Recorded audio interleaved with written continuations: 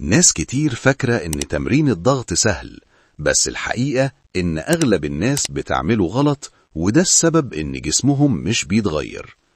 تمرين الضغط من أقوى التمارين اللي بتشتغل على الصدر والكتاف والترايسبس والبطن في نفس الوقت، وميزة التمرين ده إنك تقدر تعمله في أي مكان من غير معدات.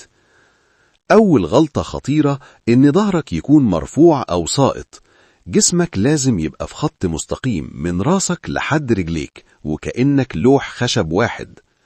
كتير بيحطوا ايديهم واسعة قوي أو قريبة قوي، والصح إن الإيدين يبقوا أوسع شوية من الكتاف، والكوع ينزل بزاوية حوالي 45 درجة. لو كتافك طالعة لفوق وانت بتعمل الضغط، انت كده بتدمر كتافك. خليك دايما فاتح صدرك وكتافك لتحت وورا. وأهم نقطة ناس كتير بتنساها: شد بطنك.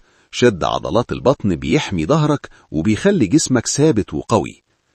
الطريقة الصح للتنفس: انزل وانت بتاخد نفس، واطلع وانت بتطلع النفس. التنفس الصح بيفرق جدا في القوة والتحكم. لو بدأت تطبق الحركات دي هتحس بالفرق من أول أسبوع. ما تضيعش مجهودك،